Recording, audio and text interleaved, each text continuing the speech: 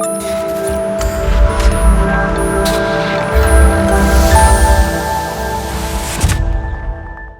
dia, amigos e irmãos, que a gente possa crescer nessa escola bíblica dominical, nesse domingo de manhã.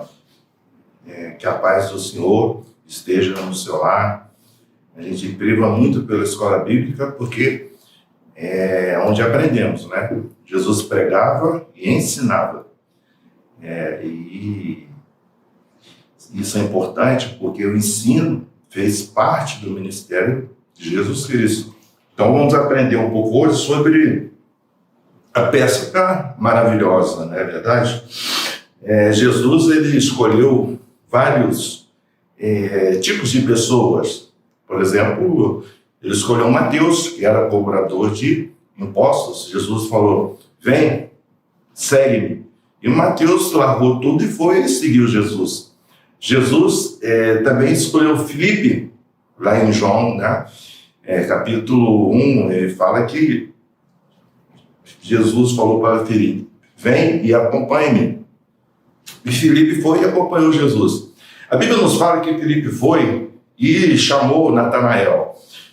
Provavelmente deveriam ser muito amigos. A palavra de Deus diz que Natanael desconfiou, né? Filipe chegou e falou, olha, achamos aquele que Moisés falava, né? Aquele que era filho de José, de Nazaré. E aí Natanael disse, pode vir alguma coisa boa de Nazaré? Então Natanael desconfiou, né? Desconfiou se poderia vir alguma coisa boa de Nazaré. Mesmo assim, Jesus, né, que é onipresente, ele não levou em conta essa afirmativa de Natanael. Tanto que Natanael foi ali, né, com Filipe, foram caminhando em direção a Jesus e chegaram onde Jesus estava. E aí Jesus olha para Natanael, né, e se apresenta a Natanael, e Natanael diz, de onde tu me conheces? E aí Jesus disse, olha, eu conheço porque foi eu que te chamei. Foi eu que te chamei. Então, Jesus, antes de Filipe chamar Natanael, Jesus já havia chamado Natanael. Então, o que nós vamos ver hoje é que tanto Filipe como Jesus quer te chamar. Deus quer usar Filipe, Deus quer te usar. Você como cristão, como servo de Deus, como membro de igreja, Jesus foi lá e usou Filipe, né? E Filipe foi caminhando com Natanael. Eu acredito, meus irmãos, que Natanael foi questionando, né? Filipe de forma abrupta. E tem pessoas que questionam mesmo. Tem pessoas que são assim, fazem questionamentos, né? Mas não desistam dessas pessoas. Pois Jesus usou Filipe. E Jesus também quer te usar. Agora olha só que coisa linda. Jesus diz, eu estava presente quando você foi chamado. Então, quando você fala de Jesus para alguém, quando você chama, convida para estar na igreja, caminhar, fazer discípulo, Jesus está presente, amém? Creia nisso. Vamos lá. A pesca maravilhosa é um atributo daqueles que creem em Cristo Jesus. Se você crê em Jesus Cristo, você precisa ter esse atributo, né? De uma pesca maravilhosa. Em Atos 2, 23, diz assim, este homem lhes foi entregue por propósito determinado e pré-conhecimento de Deus, e vocês, com a ajuda de homens perversos, o mataram, pregando-o na cruz. Mas Deus o ressuscitou dos mortos, rompendo os laços da morte, porque era impossível que a morte o retivesse. Então aqui tem vários assuntos interessantes. Primeiro, é que esse homem, Jesus, ele foi entregue por um propósito, né? Por um pré-conhecimento de Deus. Então Jesus, né, segundo Isaías 53, capítulo 53, versículo 5, diz assim, ele foi transpassado por causa das nossas transgressões e moído por causa das nossas iniquidades. pois o castigo que nos trouxe a paz estava sobre ele. Ou seja, Jesus já era o propósito de Deus por causa dos nossos pecados. Então Jesus já era o quê? Já estava sob um pré-conhecimento de Deus, de que ele iria vir e morrer na cruz pelos nossos pecados. Então, com a ajuda de homens perversos, vocês o mataram pregando na cruz. Primeira coisa, havia um propósito para a vinda de Cristo, era do pré-conhecimento de Deus. Segunda coisa, homens maus foram e mataram Jesus Cristo. E a terceira coisa que é muito importante, que nós temos que aprender hoje, mas Deus o ressuscitou dos mortos. Amém? Primeira coisa, era propósitos de Deus, Cristo vir e morrer na cruz pelos nossos pecados. Segundo, homens maus mataram Jesus e o crucificaram na cruz. Mas o terceiro, ressuscitaram Jesus. E Jesus rompeu o laço da morte. Amém? Então, a ressurreição de Cristo foi um fator primordial para que pudéssemos ter a oportunidade de salvação. Atos 2:36 diz assim, menciona que todo Israel precisava se certificar que o Jesus que havia sido crucificado, Deus os ressuscitou dentre os mortos como Senhor em Cristo. Versículo 36. Portanto, que todo Israel fique certo disso. Este Jesus, a quem vocês crucificaram, Deus o fez Senhor e Cristo. Compreende? Então, era necessário que todo Israel agora pudesse compreender que esse Jesus, que homens maus mataram, crucificaram, Deus o ressuscitou e o fez Senhor e Cristo.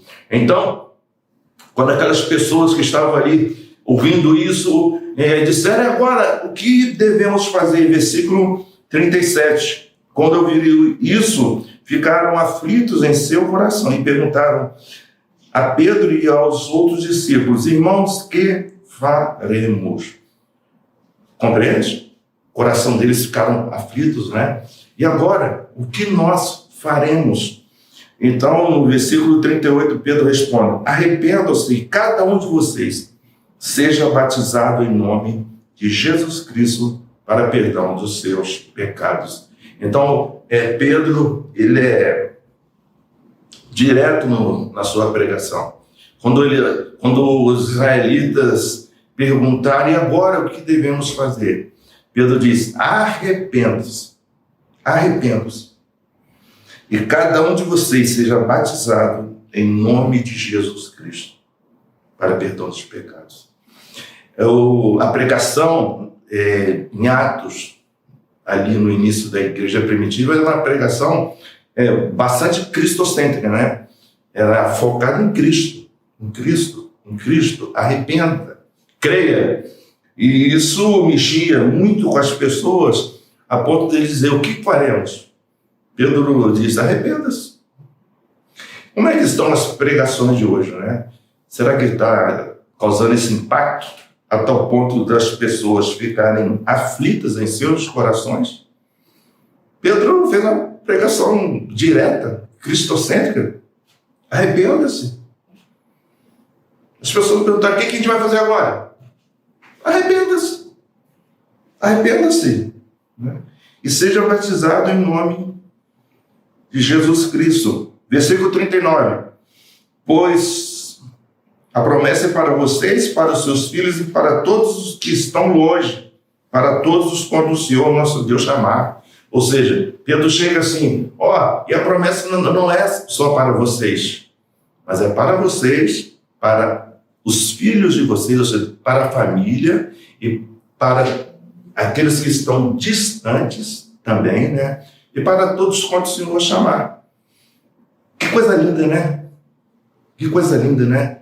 Passando ali pelo propósito de Deus, que lá em Isaías capítulo 53, versículo 5, né? Que ele foi traspassado por causa das nossas iniquidades e moído por causa das nossas transgressões, né? Então era o propósito de Deus. O segundo, homens maus mataram e crucificaram Cristo. E o terceiro, ele ressuscitou. Deus o ressuscitou. E quando Cristo ressuscita, Pedro começa a pregar para os israelitas, né? Vocês os crucificaram. Vocês precisam ouvir a mensagem de que Cristo salva. Então eles ficaram com os corações aflitos.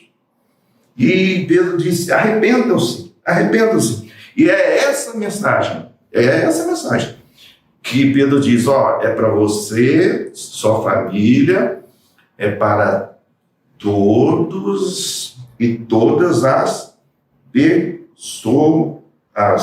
Vamos lá, caminhando.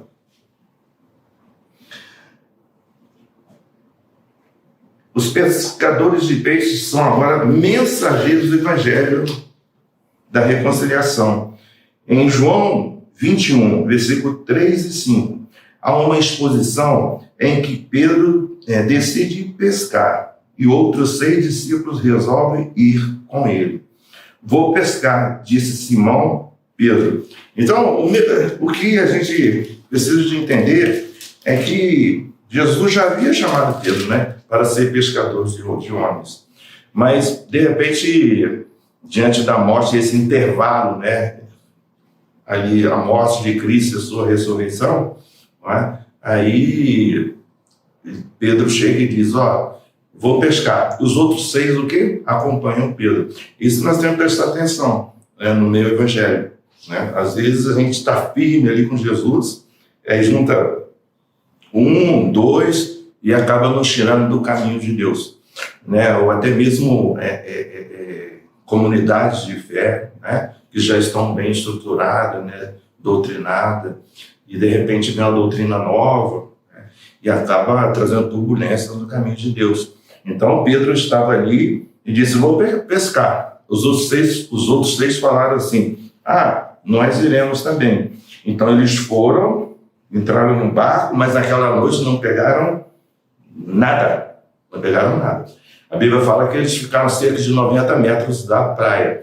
E assim, à medida que a gente vai se afastando de Jesus Cristo, a tendência, né, é as coisas, e o trem sair do trilho, né? E eles afastaram apenas 90 metros e já não pescaram nada. E olha que eles eram pescadores profissionais. E bem de manhã Jesus estava na praia, mas os discípulos não o reconheceram, tá vendo? Eles afastaram 90 metros, não pegaram peixe algum e agora já nem reconhecem Jesus como Salvador. Você, assim, lembra de pessoas nesse exato momento que se afastaram e agora nem reconhecem mais Jesus como Senhor e Salvador? Se é você que está nos vendo, nos assistindo, né? Se de alguma maneira você foi se afastando, e agora já nem reconhece mais Jesus, né? Seu coração já não queima por Jesus. Essa é uma manhã de oportunidade de você voltar para Deus, de você voltar para o primeiro amor, sabe? Para quem morreu na cruz por você, né? Se você está aqui desde o início, você viu ali o que foi dito, né? Foi o propósito de Deus. Cristo morreu na cruz, homens maus o mataram, mas Deus o ressuscitou. Houve toda essa estrutura para que você obtivesse a vida eterna. Mas arrependa-se, Deus quer te dar essa oportunidade. Então, Jesus lhe perguntou, filhos, vocês têm algo para comer? Engraçado que Jesus continua, embora eles estivessem se afastados de Jesus, né, a 90 metros da praia, a Bíblia fala que Jesus continua chamando eles de filhos. Tá vendo? Que coisa linda, né? Por mais que você está muito tempo afastado, né? Por mais que você está com o coração duro, Jesus chamou aqueles discípulos que ele ensinou, discípulos que caminharam com ele, que viram os milagres, mas esses mesmos discípulos se afastaram a tal ponto de nem reconhecer mais Jesus. Mas mesmo assim, o nosso Deus é muito misericordioso. E diz assim: filhos, ai, que coisa linda. Ai, os meus filhos estão longe, eu tenho uma saudade, fico com saudade, você nem imagina. Essa palavra filhos, né? Filhos, olha, Jesus fala com os discípulos que se afastaram. E Jesus continua chamando de filhos. Né? Ou seja, Jesus quer te dar uma oportunidade. Jesus continua chamando você de filho. Jesus quer te dar um abraço essa manhã, em nome de Cristo Jesus. Então,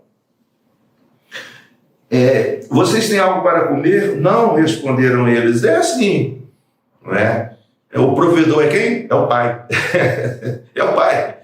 Então, aqui, filhos, você tem algo para comer? Na verdade, a gente acha que filho cresce, né, e se estrutura, né, acha que, né, a dependência do pai e mãe vai acabar.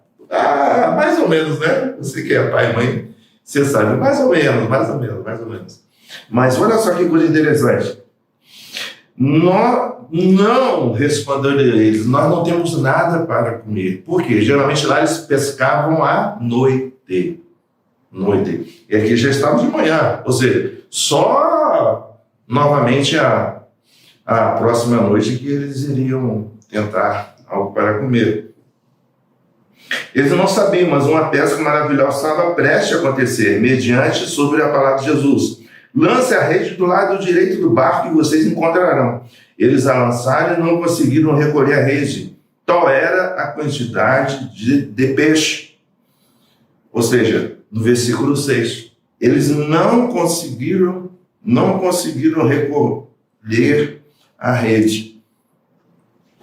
Tal era a quantidade de peixe. O melhor Deus tem para a gente, o melhor Deus tem para você. Eu estava ali na padaria ali agora, tomando um cafezinho para variar, e aí uma moça, né, aí, que quer ajudar muito o irmão dela. E o irmão dela andou ligando para mim. E aí eu conversei com ela, falei, pede para ele ligar novamente, porque quando ele ligou, estava viajando. Eu lembro as palavras que ela disse para mim. Ela disse assim, o pecado é muito forte. Ele não consegue vencer. Quando a gente pensa que ele está vencendo o pecado, aí ele cai. Isso desanima a gente também.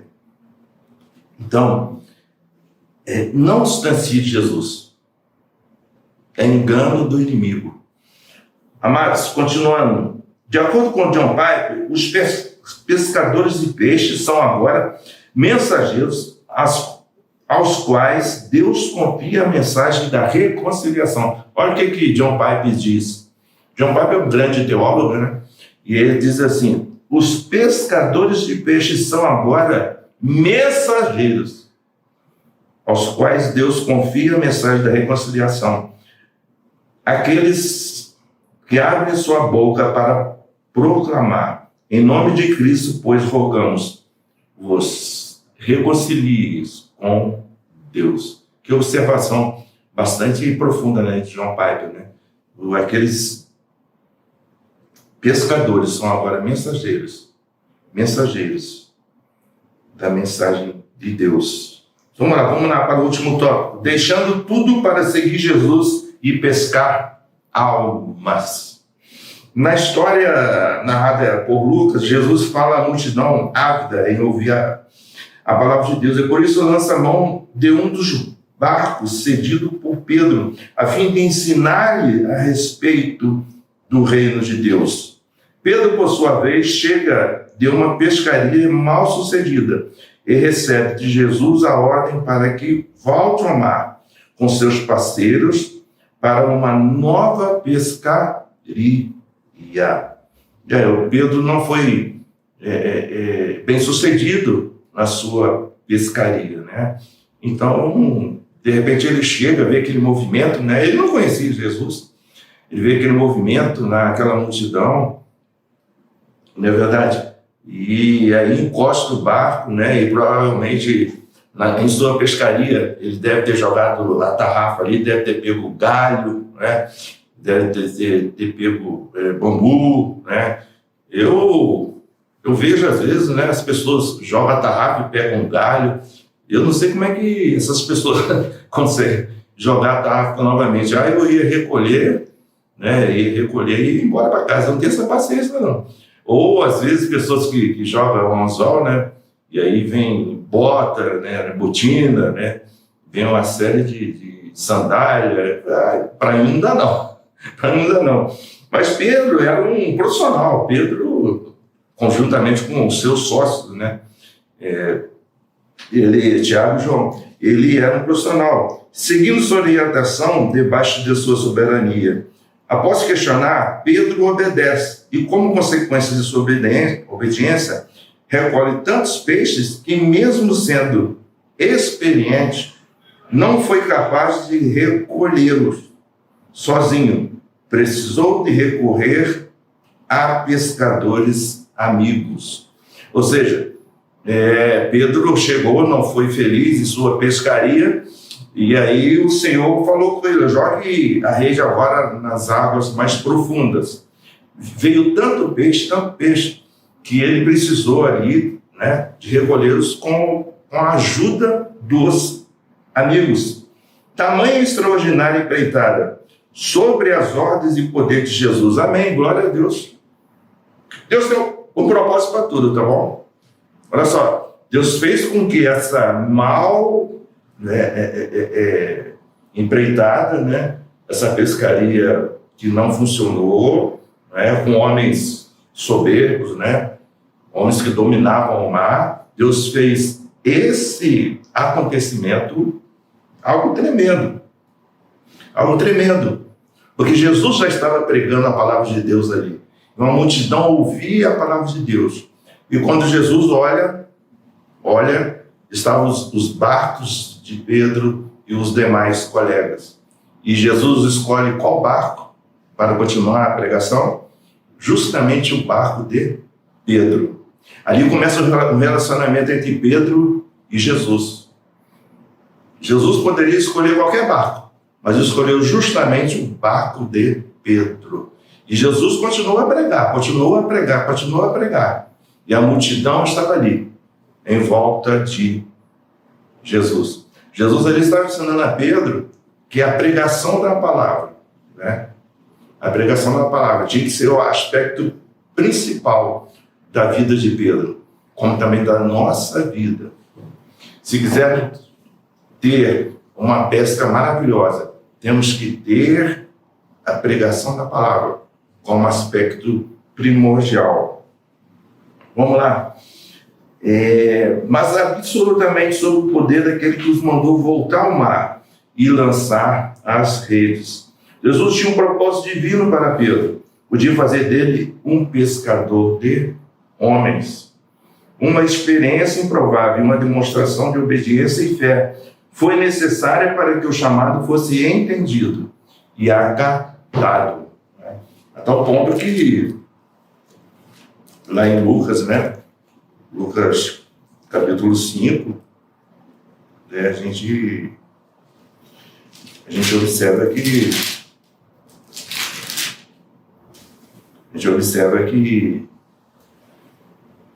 Pedro diz: afasta-se de mim, Senhor, porque sou um homem pecador. Até então Pedro não tinha chegado a essa conclusão, né? Afasta-se de mim. Ele chegou a essa conclusão depois de quê? De um milagre. Depois, né, de estar com a cabeça baixa, depois de dizer o que eu vou fazer agora, perdi o dia, não pegamos peixe algum. Na verdade, como é que é na sua vida? Você anda de cabeça baixa, as coisas não têm dado certo, né, na sua vida, né, e as coisas que você tem feito têm sido mal sucedidas. Pedro também estava nessa situação, né? E ele tinha segurança, ele tinha controle de todas as situações, porém, aconteceu algo que ele jamais esperaria. Você entendeu? Ele tinha controle, sempre teve controle da vida dele, da vida financeira, da saúde, da vida familiar. Ele sempre teve esse controle. Mas, de repente, algo dá errado e ele perde o controle de tudo. Você perdeu o controle de tudo na sua vida? Você foi aquela pessoa, né, que tinha controle de tudo, né? Tinha controle, tinha segurança em tudo que fazia, né? Tudo dava certo, né? Tudo encaixava. Mas agora você está vivendo tempos difíceis. E aí Pedro chega e diz: afaste-se de mim, Senhor, porque sou um homem pecador. Se isso tem acontecido com você, é porque Deus quer te ensinar algo. Deus quer falar ao seu coração. Pois bem, Jesus disse a Pedro: não tenha medo, de agora em diante você será pescador de homens. Eles então arrastaram seus barcos para a praia, deixaram tudo e o seguiram. Jesus tinha um propósito divino para Pedro, de fazer dele pescador de um homem. Uma experiência improvável, demonstração de obediência e fé foi necessária para que o chamado fosse entendido e acatado. Desse momento em diante, Pedro reconheceria sua condição de pecador, bem como sua dependência de Deus, submetendo-se completamente ao senhorio de Cristo. Você se submete completamente ao senhorio de Cristo? Você reconhece, né, completamente esse senhorio de Cristo na sua vida? Pois bem, seus companheiros seriam, a partir de agora, não mais pescadores de peixe, mas sim pescadores de homens. A fé salvadora, que coisa boa. A fé salvadora, quem aqui escreve é John Piper. A fé salvadora não é apenas crer nos fatos, nem somente confiança de que tudo vai sempre contribuir para o meu bem, mas também um senso espiritual de que esse bem é o próprio Jesus Cristo, e possuí-lo é melhor do que a vida. Nossa, vou ler novamente. John Piper escreveu, olha só. A fé salvadora não é apenas crer nos fatos, nem somente confiança de que tudo vai sempre contribuir para o meu bem, mas também um senso espiritual de que esse bem é o próprio Jesus Cristo. E possuí-lo é melhor do que a vida. Amém. Você possui esse bem já na sua vida? Você possui Jesus como teu Senhor e Salvador? Entender a missão dada por Deus a seus filhos, uma missão compreendida com a busca de perdidos, onde eles estiverem, em mar aberto, na noite escura, em completa obediência ao chamado do Senhor. Ou seja, o mar está aberto, a noite está escura, as ondas estão se quebrando, mas nós temos esse chamado da pesca maravilhosa. E a obediência ao chamado do Senhor demonstra que a fé verdadeira é ativa e não somente passiva. A fé verdadeira que nós temos é uma fé ativa, né? E não uma fé passiva. Ou seja, nós temos que entender que nós somos pescadores de almas. Mas para isso, o que nós temos que fazer? Deixar tudo e seguir Jesus. Deixar tudo e seguir Jesus. Quantas almas você investiu, sabe, esse ano? E eu vou dizer uma coisa para você. Eu lembro que um colega meu falou assim: Marco, eu estou falando de Jesus para 3 pessoas por dia ou 2, eu não me recordo. Aí eu falei: como é que você fez isso? Ele falou: orei para Deus. Mais ou menos assim. Eu sei que eu orei para Deus: Deus, me dê 2 almas, 3 pessoas para falar de Jesus por dia. Meus irmãos, eu sei que parecia 5 pessoas, 4 pessoas por dia. Se a gente quiser, sabe, investir no reino, se a gente quiser, mas é preciso o quê? Deixar tudo e seguir a Jesus. Russell Shedd ressalta que a evangelização se torna eficaz quando convence os pecadores de sua pecaminosidade. Está vendo? Russell Shedd, você deve conhecer ele. Ele escreve que a evangelização se torna eficaz quando convence os pecadores da sua pecaminosidade, através do Espírito Santo de Deus. Bom, amados, será que atualmente os milagres e a pregação da palavra nos têm levado a deixar tudo para seguir Jesus? Será que a pregação da palavra hoje tem levado e feito